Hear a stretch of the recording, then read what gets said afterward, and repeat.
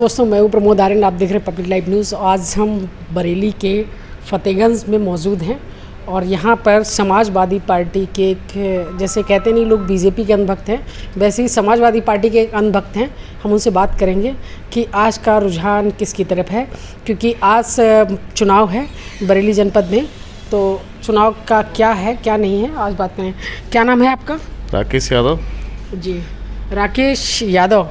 तो यादव जी, ये बताइए कि आज का जो वोटिंग है वो किसके पक्ष में है सबसे ज़्यादा रुझान?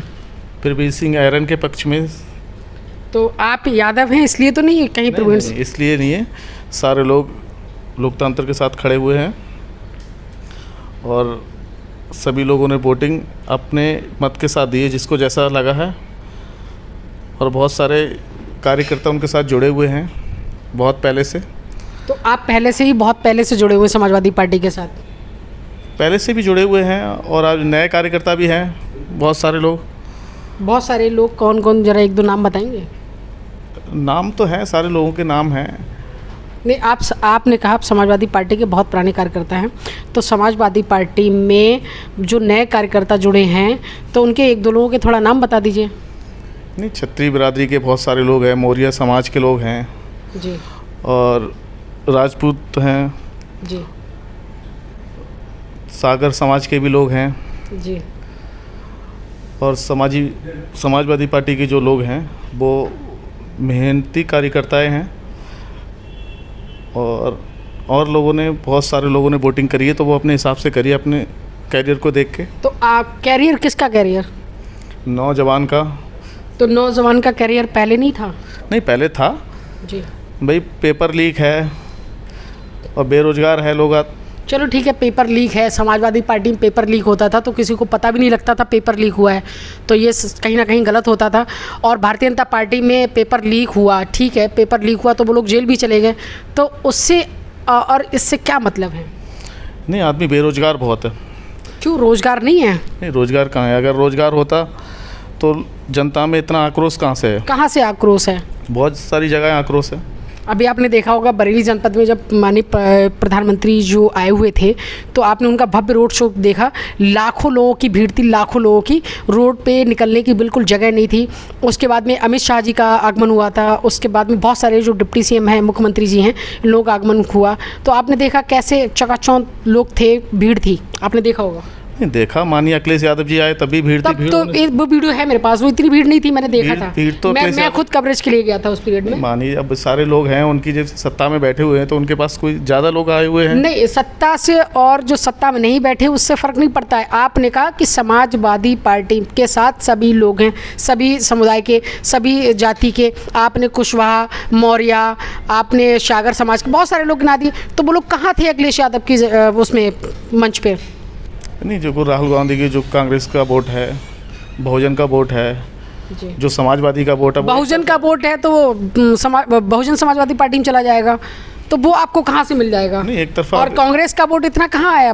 कांग्रेस तो यूपी में ख़त्म हो चुकी थी। बिल्कुल ख़त्म नहीं, यूपी में अब अच्छा रुझान है, हर जगह अच्छा रुझान आ रहा है और पहले से लोग अब जागरूक हैं। कैसे जागरूक, थोड़ा हमें बता दीजिए, हम भी जागरूक हो जाएं। नहीं, आप तो सब जानते हो, मीडिया तो सब जानती है, मगर मीडिया कुछ नहीं जानती। आप लोग जैसा बताते हैं मीडिया वही जानती है। नहीं, मीडिया के सामने कह देंगे फिर मीडिया कुछ नहीं जानती, मीडिया तो शून्य है। जैसा आप लोग बताएंगे हम लोग तो वही दिखाते हैं, वही लोग बात करते हैं। नहीं, मीडिया के सामने तो सारा है ही भाई, वोट डल लिया है अब आदमी। तो अखिलेश यादव जी के साथ ही क्यों हैं? कांग्रेस के साथ हो सकते थे, समाजवादी पार्टी छोड़ के कांग्रेस की सदस्यता ले सकते थे, बहुजन समाजवादी पार्टी की ले सकते थे, अन्य किसी पार्टी की ले सकते थे, तो समाजवादी पार्टी क्यों? नहीं, अखिलेश यादव की विचारधारा जो है वो समाज के साथ है, नौजवान के साथ है। और बेरोजगार आदमी समाजवादी पार्टी में था नहीं। तो समाजवादी पार्टी में इतना रोजगार था कि लोग कितने आईएएस बन गए, कितने आईपीएस बन गए, और कितनी पुलिस भर्ती निकल गई, और कितने टीचर्स बन गए, बहुत सारी डिपार्टमेंट वैकेंसी निकली, तो सब गवर्नमेंट जॉब में ही हो गए। भारतीय जनता पार्टी में सब बेरोजगार हो गए। बेरोजगार नहीं, 5 साल उन्हें दिए, 5 साल में उन्हें जो काम करना था सभी करा। तो उनकी सरकार में कितनी नौकरी निकली, कितनी लगवा दी और कितने लोगों को रोजगार मिल गया, थोड़ा हमें आंकड़ा बता दीजिए। शिक्षा मित्रों में जो भी शिक्षा मित्र थे उनकी 39-40 हज़ार तनख्वाह थी, आज वो बेरोजगार 8 हज़ार पे हैं।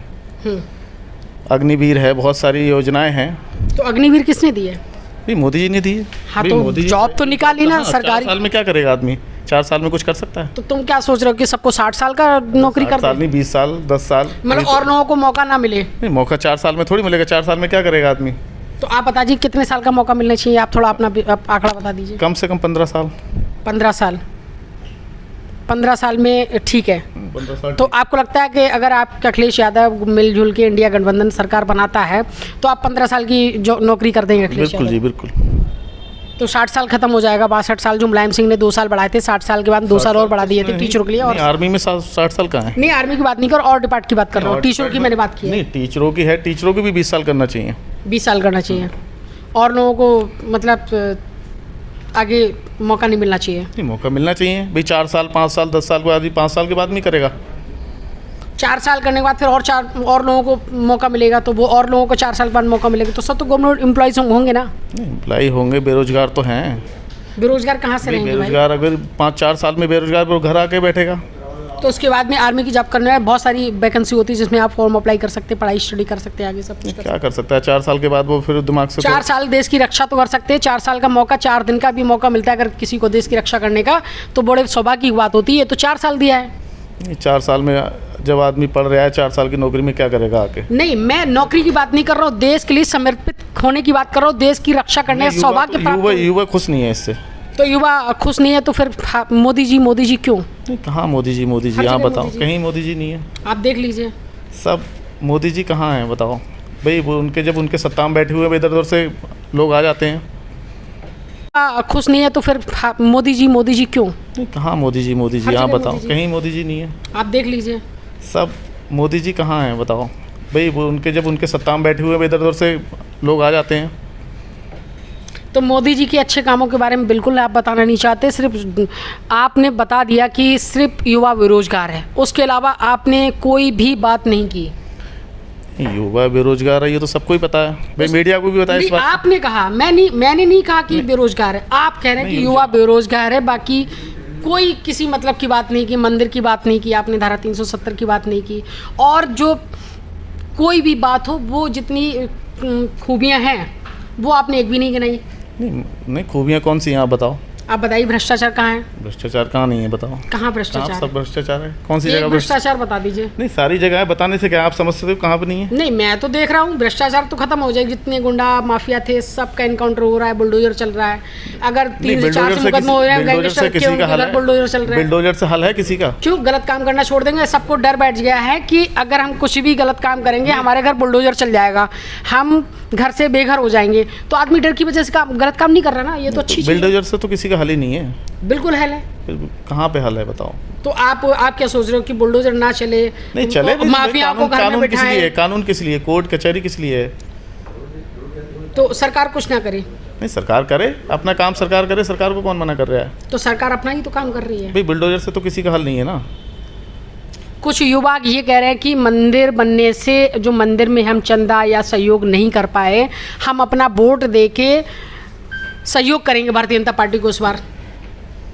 तो उसके लिए क्या कहेंगे? भारतीय जनता पार्टी को कोई सपोर्ट नहीं कर रहा है। इंडिया गठबंधन के साथ हैं सारे लोग। आप बिल्कुल अंधभक्त, कतई अंधभक्तों का चश्मा बिल्कुल सर पे सवार है। अंधभक्त वो है, अंधभक्त अपने थोड़ी हैं। तो अंधभक्त होने कह रहे हैं लोग।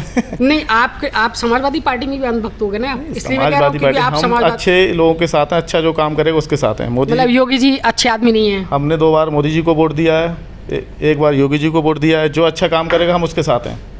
अच्छा, तो अब लग रहा है कि योगी जी ने अच्छा काम नहीं कर रहे हैं? हम तो नहीं कह रहे अच्छा काम नहीं करा।